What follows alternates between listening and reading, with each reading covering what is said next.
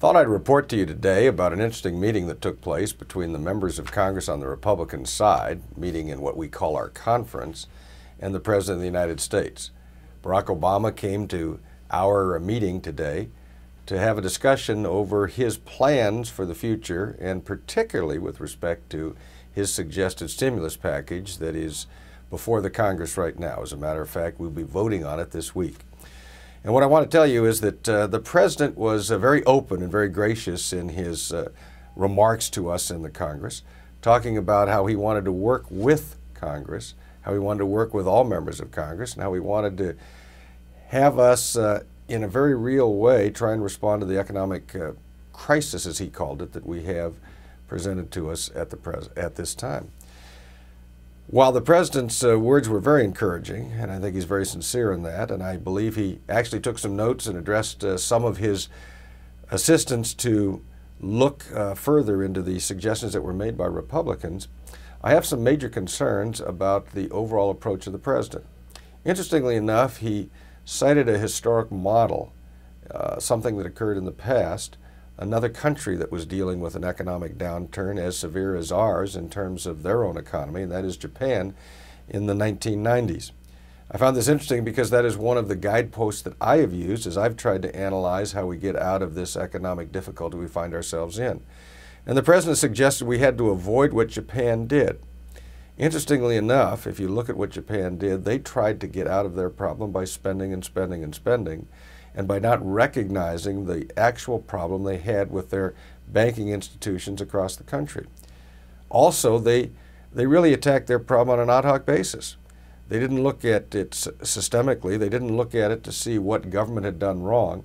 Rather, they tried to pick and choose different elements of their economy, different parts of their economy, and pick winners and pick losers and try and figure out who they would assist with taxpayer dollars.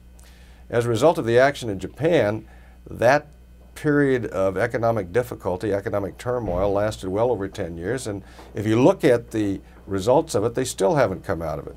I believe they started at that time with something like the second highest income level or standard of living in the country, and they've fallen to about 10th, something in that order. And so you can see what they did not work. My concern with this tremendous stimulus package that we're talking about now, and now it's estimated to be at least $827 billion, maybe as much as $1 trillion when we get finished, is that what we are doing is attempting to solve a problem that was brought about by profligate spending, by irresponsible federal government activity, which encouraged what I refer to as irresponsible activity in the private sector, all the way from Wall Street down to Main Street, to solve that problem by going further into debt and by expending greater and greater amounts of money. So that's the dilemma we have. What is the most effective way to try and get us out of our problem? I have a slightly different approach than that articulated by the President, and that is to try and focus on individuals and businesses, particularly small businesses, to try and get them up and running again, to try and encourage them to have the investment that is necessary so they in fact can create those jobs that only they can create. And so that's why my greatest emphasis would be on specific tax cuts, to bring those tax rates down for individuals, individual businesses, to encourage the private sector, the small business, the entrepreneur, the risk taker, to make those investments and to begin moving forward. Now, this isn't a fanciful dream. It's something that's happened in the past and something we need to do again. The other point I would make is this.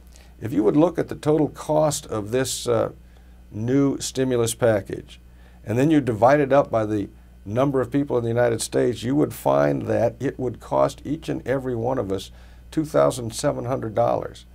So the effect in our district would be to cost us $2.1 billion.